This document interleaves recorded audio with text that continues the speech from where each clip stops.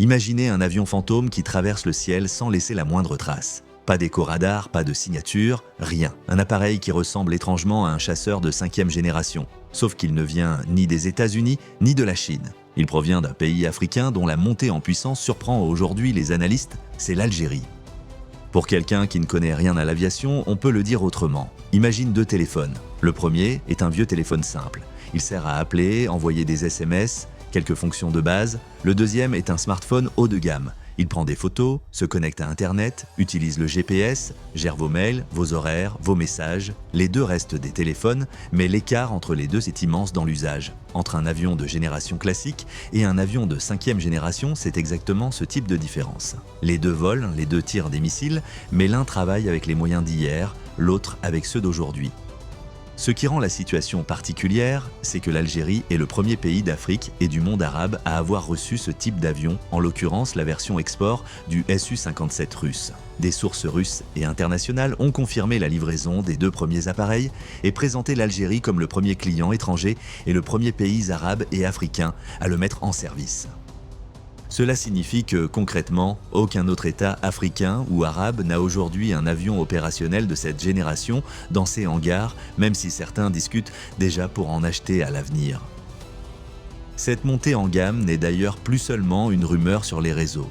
À l'automne 2025, plusieurs médias généralistes et sites spécialisés révèlent, documents russes à l'appui, que l'Algérie est devenue le premier client export du Su-57 avec un contrat d'une douzaine à 14 appareils et la livraison déjà effective des 2 premiers exemplaires. La presse française parle d'une arme très puissante, à plus de 140 millions de dollars pièce, évoque un calendrier de livraison échelonné entre 2024 et 2026, tandis que des analystes de défense décrivent un choc stratégique qui se profile au Maghreb. En quelques articles, l'idée jusque-là théorique d'un chasseur furtif de 5e génération algérien se transforme en fait concret, confirmé par des fuites de documents et par des photos d'appareils portant déjà les marquages algériens sur le tarmac. Pour comprendre comment ces avions sont puissants, il faut imaginer ce qu'ils font dans une journée de mission. Un avion classique décolle, allume son radar, surveille une zone, puis rentre. Il voit ce qui est devant lui, mais il se fait voir aussi. Son radar, c'est comme une lampe torche dans la nuit. Quand vous l'allumez, vous éclairez devant vous, mais tout le monde sait où vous êtes. Un avion de 5e génération, lui, fonctionne davantage comme quelqu'un qui voit dans le noir. Il peut écouter les émissions des autres radars, capter les signaux, analyser les ondes, sans forcément se trahir. Il n'avance pas à l'aveugle, mais il ne se dévoile pas. La furtivité est au cœur de cette puissance. Ce n'est pas de l'invisibilité magique, mais une réduction volontaire de la visibilité. La forme de l'avion, les matériaux utilisés, la manière dont les armes sont cachées à l'intérieur du fuselage, tout est pensé pour que les radars adverses aient beaucoup plus de mal à le détecter. On peut imaginer un chasseur en tenue de camouflage, parfaitement immobile dans un paysage, alors que les autres soldats portent des vêtements colorés. Tout le monde est là, mais certains se voient avant les autres. L'avion de 5e génération, c'est celui qui se montre en dernier. À cela s'ajoute l'intelligence embarquée. Un chasseur classique reçoit des informations brutes. Un point sur un écran, une alerte sonore, un signal radar. Le pilote doit tout interpréter, trier, décider. Dans un avion de 5e génération, comme ceux que l'Algérie reçoit, l'appareil fusionne les capteurs. Il prend le radar, les capteurs infrarouges, les systèmes d'écoute électronique, les données partagées par d'autres avions ou des radars au sol et il les combine sur un seul écran clair. Pour le pilote, ce n'est plus un amas de données, mais une image de la situation. C'est comme passer d'un plan papier approximatif à une carte GPS détaillée et mise à jour en temps réel. Cette capacité change tout sur le plan pratique. Un avion qui comprend mieux ce qui se passe autour de lui est un avion qui prend de meilleures décisions. Il peut éviter des zones trop dangereuses, contourner un système de défense, choisir l'altitude et la route les plus sûres, ou au contraire exploiter une ouverture au bon moment. Il peut aussi partager ce qu'il voit avec d'autres unités, d'autres avions, des bases au sol, des systèmes de défense anti-aérienne. L'avion devient alors un capteur volant au service de tout le dispositif. Concrètement, que peut faire un tel avion pour l'Algérie ? D'abord, il peut surveiller un territoire immense. Le pays est très vaste, avec un littoral méditerranéen, un Sahara profond, des frontières longues et parfois difficiles à contrôler. Un avion de 5e génération peut décoller, monter très haut, scruter une zone très large, détecter des appareils étrangers, des mouvements suspects, des navires et transmettre ces informations au sol. Il n'a pas besoin de descendre bas pour voir. Il n'a pas besoin de se rapprocher dangereusement pour comprendre ce qui se passe. Ensuite, il peut intervenir rapidement. Grâce à sa vitesse et à sa capacité de voler longtemps à haute altitude, il peut rejoindre une zone sensible en peu de temps, que ce soit au nord, au sud, à l'est ou à l'ouest. En cas de menace aérienne, il peut intercepter un avion adverse avant qu'il ne se rapproche des infrastructures sensibles. En cas de tension régionale, il peut surveiller une frontière ou une zone maritime contestée sans s'exposer de façon évidente. Il devient un outil de réaction rapide. La puissance de ces avions se mesure aussi dans leur capacité à frapper. Ils peuvent emporter des missiles air-air longue portée pour neutraliser des avions adverses, des missiles air-sol de précision pour toucher un objectif au sol et des munitions adaptées à des cibles spécifiques.